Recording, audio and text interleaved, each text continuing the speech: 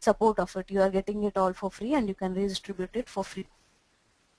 Okay, and the next feature is high level language. Okay, so Python is a high level language. You don't have to deal with memory management is what I mean when I say it is a high level language. If you consider C, C++, there's a lot of any developer will have to spend a lot of time on pointers, memory management. It has to be done by the user itself. One drawback of this is you could end up with segmentation faults, okay, which is the major which is the major consequence of handling the memory issues. Okay, so if the application, when it comes across a segmentation fault, it is even difficult to reproduce that bug also. So it could happen at any instance of time. It's not it is based on various parameters like your memory and all that. So it is, if you have a memory segmentation fault defect, it is difficult to debug and fix it as well, as it is not consistently reproducible. So Python hasn't got any such issues because it manages memory on its own. It doesn't let the user do it. Okay, so this way you need not have to spend time on memory management as well. It is efficiently done from the language itself. Okay. The next feature is portable. As I said, it is open source in nature, so Python is supported. Python is supported on Windows, Linux, and Mac. Okay, so also you could use the same executable to run on all these platforms. You need not have to create an app separately to run on Windows. Well, I mean, if you have an app and you want to run it across all platforms, you need not have to create 3 executables for it. A single executable is workable on all these platforms. Okay. There are very few methods which are OS dependent on the underlying OS that your app is running. So you could check for which OS this is and then call that particular method. This is all that is required for your application or for your project to be cross-platform independent. And you could just create one executable and it will run on all 3. This is what I mean when I say portable.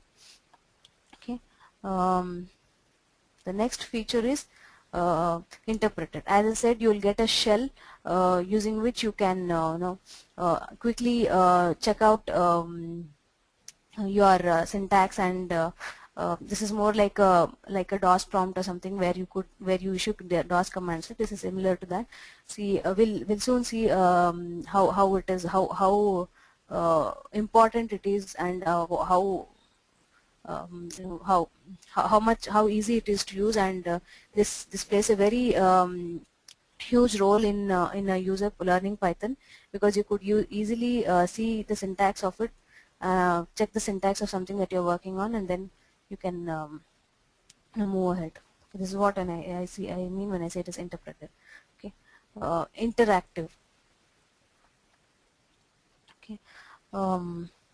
So as I said, there's a shell that comes out with Python. You could use that and you could interactively learn syntax. The next feature is object-oriented. Object-oriented, as I said, Python is an object-oriented language. You could create classes, and classes can contain data and methods. So basically, everything in Python is an object. Even if you declare a string variable, that also is an object, and it will provide you methods to quickly do operations on it. So for example, you have a string variable and you want to check the length of the string. So there are methods for it. You just have to call the length method and you'll be easy to go with it. Okay. Extensible. Fine.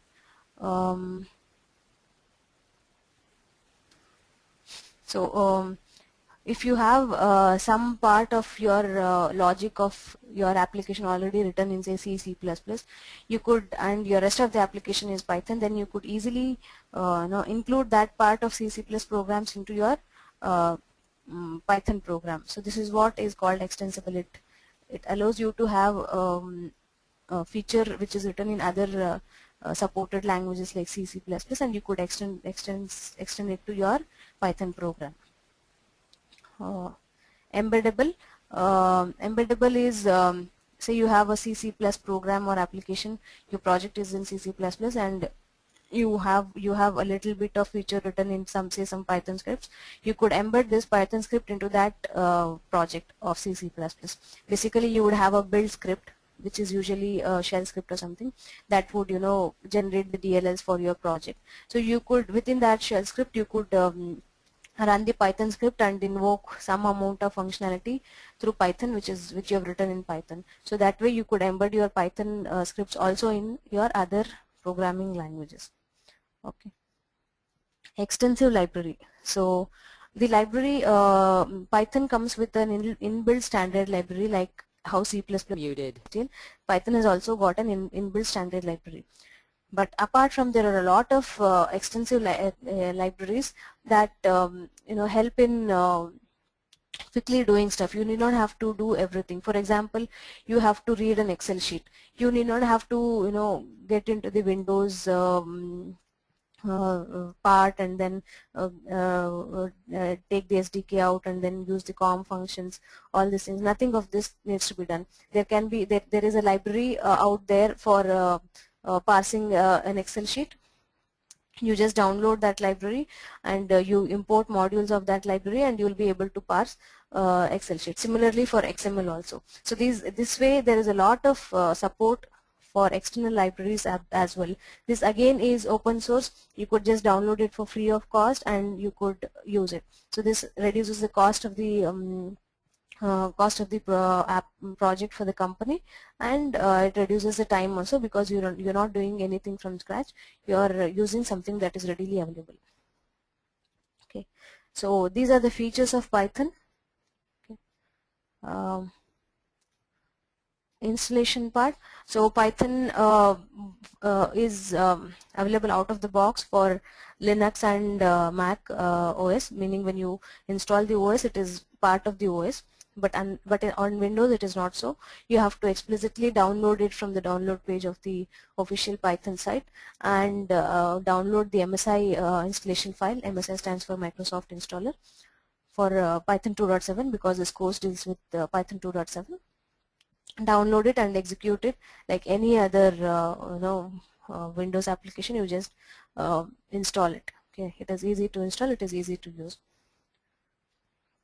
And if you want to install it on Linux, as I said, Linux already ships with Python, but if you want a specific version, say 2.7, then you could use the apt get install command if it is a Ubuntu or Debian distribution, or if it is a Red Hat distribution, you could use yum install Python 2.7. Okay, so this is the installation part of it. Fine. So let me quickly give you a short demo on how to use Python. Okay, as I said, the Python interpreter, this is the best way to learn Python. Okay, so this is the interpreter that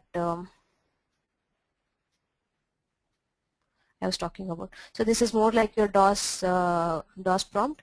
So you open the Python interpreter. This is your Python version 2.7. You can see this. Okay, this is how you check the version of your Python when you open your Python shell. And the 3 arrow marks shows that your Python shell is active and it is waiting for Python commands. So we'll start with the universal hello world program. How do you do it in Python? Print hello world. Okay, so this is how you do the this is how you use the interpreter. Basically, it is an easy to use feature of Python. It helps you in quickly learning the syntax. For example, if I had to do the same thing in an editor, I have to save it in a file and then run it. Okay, so how do I do that? Open the idle editor. Basically, idle is the editor for Python. As you use Eclipse for Java, you could use idle for Python. This is part of the Python installer on Windows. Okay, so I say new file.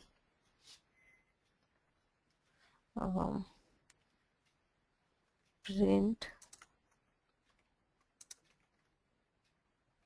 Okay, now save it.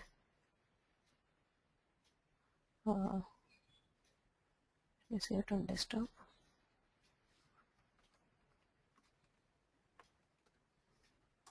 Okay. So now if I have to run it, run module. Okay, so you're getting the printed output. So what I wanted to show with this is, in the interpreter you just gave a print command and it worked. If you open the file, you have to open the editor, you have to put in these statements, save it and run it. Basically you see the difference in time. Okay, here because it is just a very simple and small program, the time difference is not that drastic. But if you are developing huge applications, say you have 1,000, 2,000 lines of code in your Python file, and you want to check check the syntax or some feature immediately before putting in the code. So what you could do is you could come to this interpreter and see how the print syntax is. Say for example, I do this. Okay, so there is an error because I have used double quotes here and single quotes to end it. To start with I have used a double quotes, and to end with I have used a single quote. This is not acceptable and this is a syntax error. So before putting it in the file here, I could just do this here and okay, I know now this is a syntax error, change it and then put it here. If you have a huge source code, then this is the right way to do it, and this saves you a lot of time and keeps you efficient at work. Okay, so this is the example. So okay, is the okay, one major use of the interpreter is to learn the syntax. Okay, there are two other major uses of it. I'll show you this. You declare a string variable like this, Python world.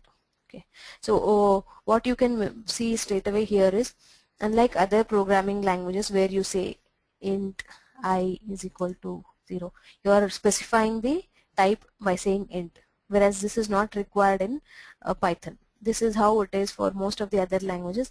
In case of Python, you don't specify the data type, you just say I is equal to 0. Okay, now how does the interpreter get to know what's the type of it? Because we have not explicitly specified the type of it. It gets to know by the kind of value that you are assigning. Now you are assigning 0. 0 is a integer, so I is an integer. How do you check the type of the variable? Type of I, you're getting type is int here.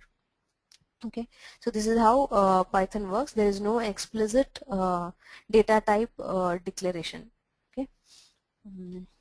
Fine. So coming back to the two other uses of interpreter, one is we have declared the string variable str. It is Python world.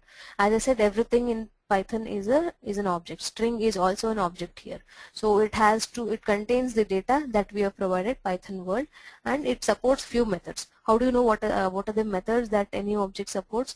You could just use the dir function, dir of str. Okay, so here you get what are the methods. Basically you want to see whether it is, you want to convert the whole string to uppercase. So str dot upper, it will convert everything into uppercase. So basically dir is a very useful method that you use to know what are the operations supported for that particular object.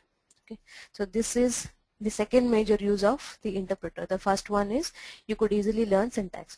Now coming to the third one, third major use of the interpreter is okay, now I got to know that upper, what does it do? I just simply used str.upper because I already know it. Say I'm a beginner, I don't know how to use the method upper for the string object. What do? I need some help on it. So Python provides the help method str.upper. I basically want to know what is the way to use the upper function and what does it do. Okay, so it will just give me, it will return what does the upper function do. It will return a copy of the string s converted to uppercase. Basically whatever string you call on this function, it will convert the whole of the string to the uppercase and return back. So this is the third major use of the interpreter. basic. First one is you learn the syntax easily. Second one is you use the dir function to know what are the methods supported, and the third one is to use the help on the methods. Okay. Now let me quickly give some methods that the uh, string method string object string type supports. For example, str of upper we have already seen, it converts all the characters of the string to uppercase. So also one major difference here is str of upper is Python world. Now if I print str, it is still in lowercase. Basically it is not going to change the string object itself. Whatever you want, it will reply back. So if you want to use it, then you have to store it in some other variable like this. Okay. Now this is how it is. So it doesn't modify the underlying object. It sends the modified value back, and you have to store it back. Okay. Then str dot lower. Okay. Now let me. Okay. Str upper. This is already in uppercase, so that we get to know it is actually changing it to the lowercase. Okay. So str upper is all in caps. Now when I call lower function on it, it will convert it into lowercase and return back the results. Okay.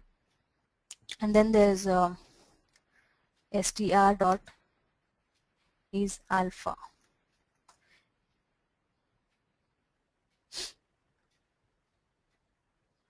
Sorry.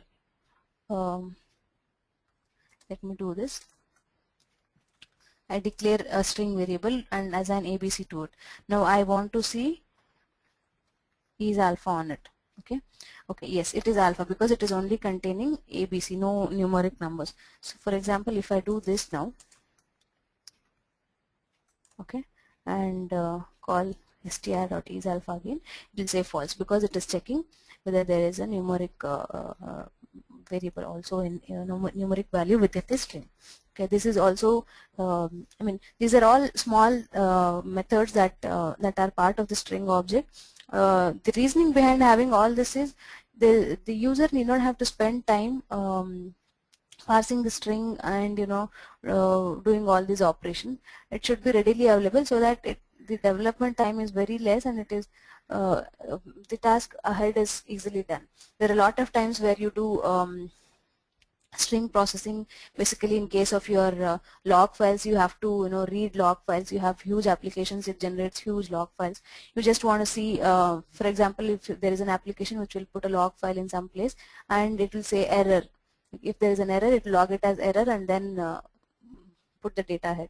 So you could parse this file to search for error, and then look at where the error is and then pick it out. So in such scenarios you would need string operations, and that is where these functions will be useful. Okay. Now str dot is digit. Okay. False because str is ABC1. It is not completely digit. Now if I say str is equal to 1, 2, 3. Okay. Now say str dot is digit. True. Okay. One major difference here is if I here str is you're putting 1, 2, 3 in quotes. That is why it is a string. Now if I say just 1, 2, 3. Okay. Now it is not a string data type. It is a integer here because we are not putting it in quotes. Now if I say is digit, it will throw me an error because str is of type int here, and int object hasn't got the definition for is digit, whereas string objects have got definition for is digit. Okay, so this is one major difference. I mean, major thing that you have to note on. There is no explicit data type, as I said earlier. Fine. Okay, you want to split it, for example. Okay, now I want to split it based on the delimiter being space. What do I do? str dot split. How do I want to split? Whenever there is a space. Okay. So it will split me. So basically there are two strings separated by one single space, so it will do that.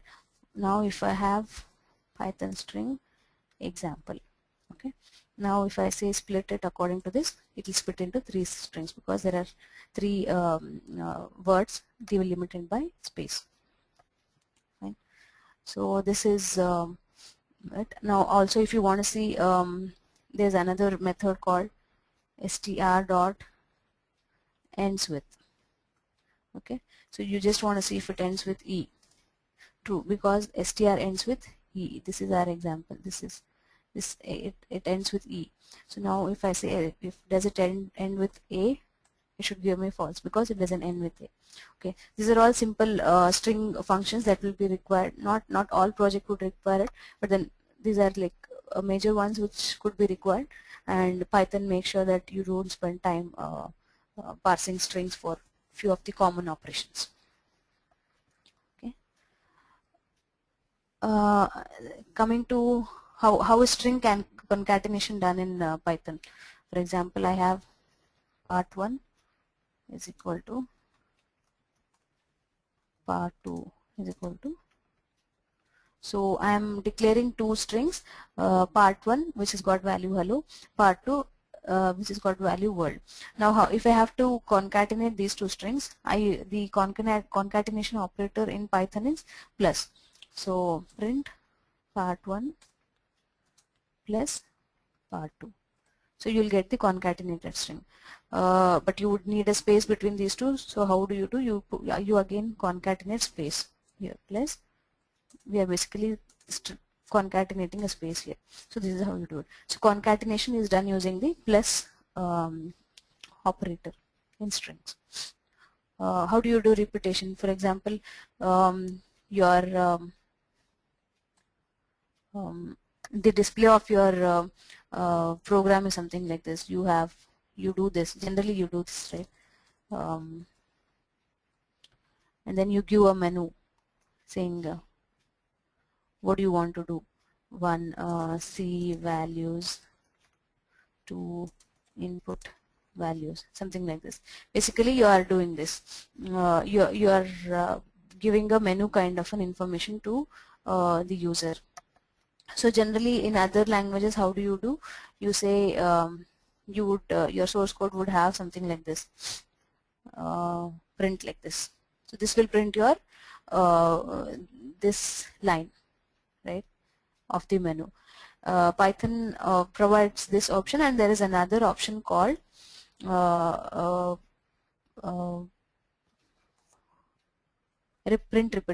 string repetition. For example, I want to print 3 into star.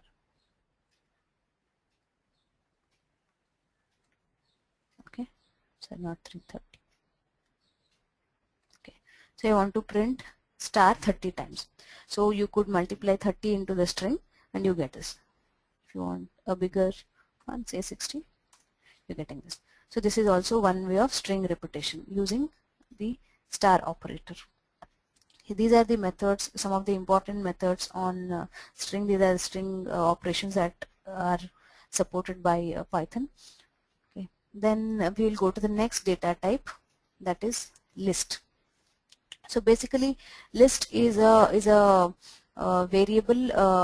It is a data type which is like array in other programming languages. But unlike other programming languages, list the entries of list need not be of the same data type. For example, this is how you do in C++. Basically, you are defining an integer of size 10, an array of size 10 which is of type int. Whereas in Python, the list need not have just integer, or it need not be of the same type. I could have a string as one of the entries. I can have integer. Okay, this is how it is. So it will allow mixed data types. You are not binding the list to be of any particular data type. Now this is how you declare a list variable in Python. You use the square brackets. As again, if I have to see what are the functions that this provides, I would say use dir on the list and use this. So how do you insert variables into a list? Again, in case of other languages, it is the size is tied. Once you declare an array of size 10, you cannot you can only input 10 values into it. You cannot do it input more than that. Insert more than 10 values into the array. Whereas in Python, it is not bound by size. You can keep extending it to whatever size you want. So how do it? List dot append of next item. Okay. Now if I see what is list, next item is the last item. It gets appended at the end. Okay, this is how you keep appending entries into your list data type. So if I have to insert it at a certain index, but now you see whenever you use append, it keeps adding at the end of the list. Now I want to insert something here. I want to insert 0 before 1.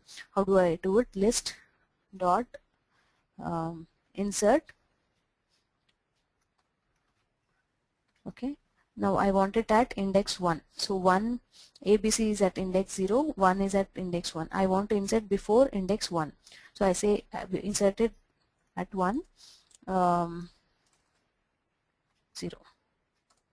Okay, now say list, you'll have 0 inserted before 1. So these are all the operations that the list provides. Okay, and if you want to access individual elements, it is like same as array. You just use the index operator.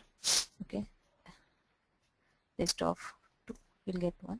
Okay, the other feature is if you want to slice the list and just want to extract list from say index 1 to index 3, so you can use the slicing operator. This is something unique to Python.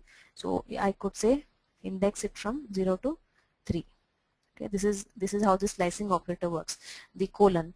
So basically you want items from 1 to this one minus 1. So basically items, a list of 1 and list of 2 will be returned. So this is 0 and 1 in our case. This is called slicing, and this is extensively used in Python. Okay. And if you want the whole list, you could just use this. You'll get the whole list back. Basically you can use this also, which will give you the whole list, but if you want to use a slice operator, don't provide any before and after digits, then you'll get the whole list. If you're not specifying the before and after in case of slicing, then you'll get the whole list. Okay, so this is a list, and we'll look at the one of the major data types, dictionary. Dictionary is like the hash key in other programming languages. You have hash key types in Java, so this is similar to that. For example, okay, you use curly braces to declare a dictionary. We just now saw the list. You use a square bracket to declare a list. In case of dictionary, we use a curly brace.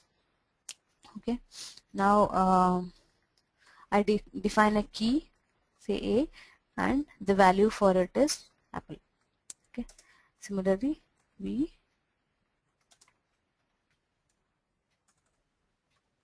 okay, so this is how a dictionary is. Basically you define keys, and for each key you define a value. Okay, so what are the methods that a dictionary provides? You could use dir of dct dictionary. So we are getting all these methods which could be used. For example, dict dot keys. Okay, so we have two keys within this dictionary, A and B. So if you just want keys, you could use dict dot keys. If you want values, dict dot values, you get all the values, that is irrespective of the key.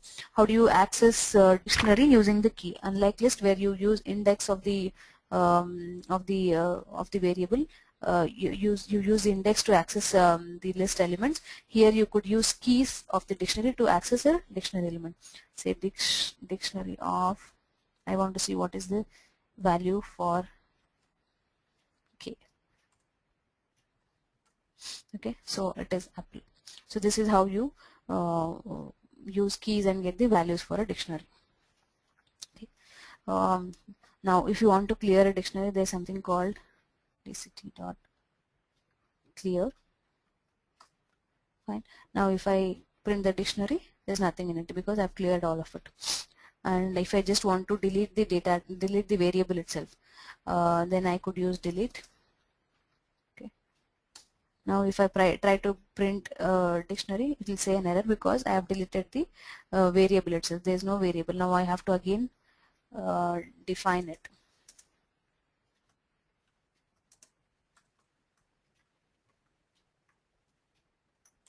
Now if I say this, it is available. Okay. So this is these are the very important data types that we just now saw. We saw strings, list, and dictionary. Okay. There are other data types also like tuple, sets, which are extensively used in Python, which is supported in Python. But these three are the major ones. Okay. So now let us solve a problem, one of the problems using Python. Okay. We will try to implement the MVC design pattern in Python. Okay. What is an MVC design pattern? Basically any program which has got a GUI and a database, then these days the design pattern that is followed is you separate the logic, you separate the presentation logic, how the UI should be, into one layer, you separate the database into another layer, and the intermediate layer where the business logic happens. Let me show you the file.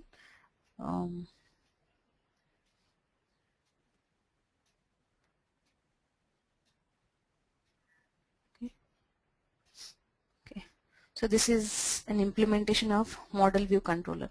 So this is how a Python code will look. Okay, you have a .py extension for a Python file, and this is putting three quotes is a way to comment in multi-line. You could also use hash for single line comment. Say single line comment. Say you have something like this where you want to describe what this program is, then it will not be possible to, it is not good to put a hash in front of every line. So Python provides this kind of an option where your strings could span multiple lines.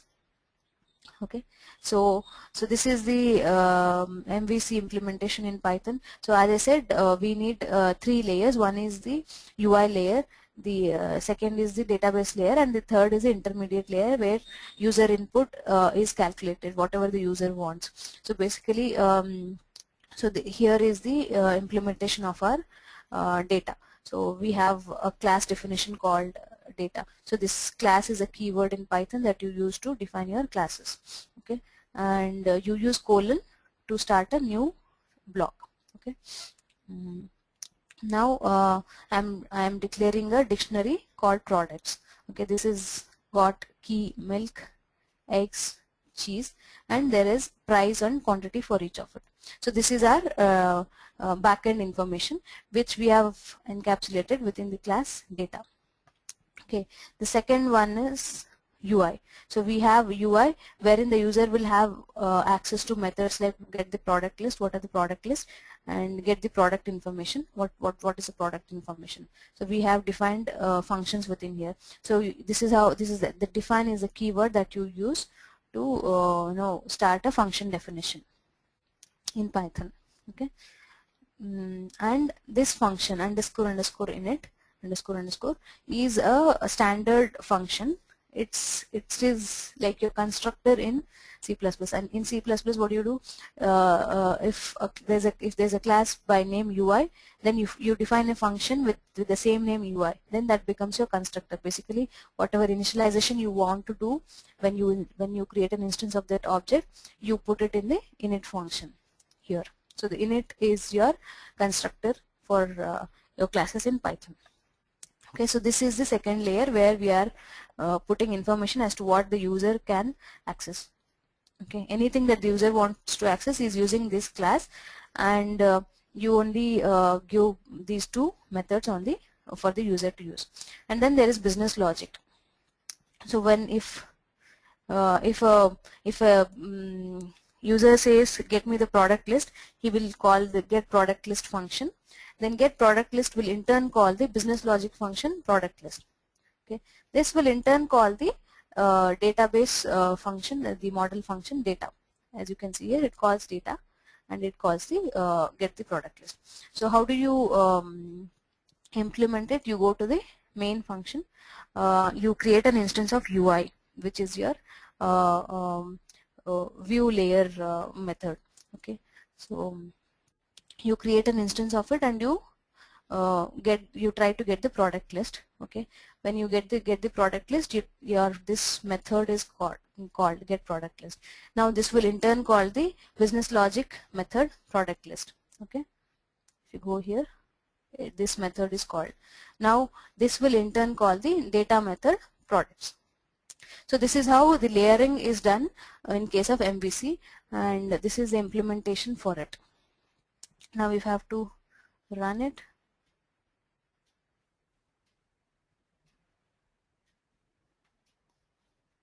Okay, run module. Okay, so I have basically what we have done here is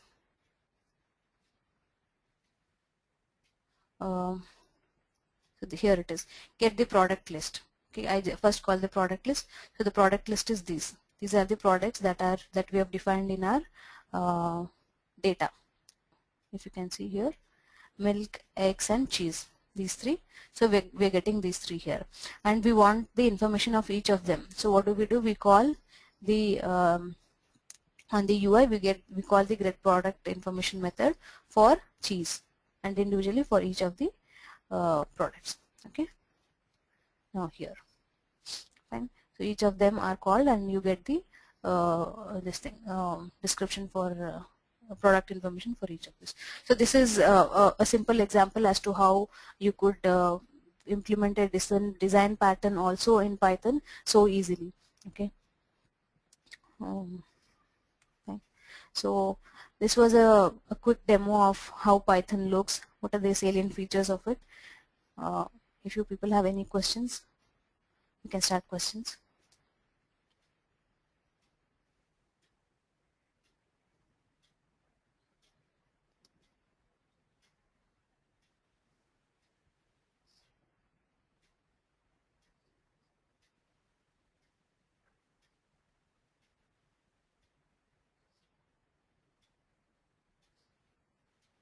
Any questions?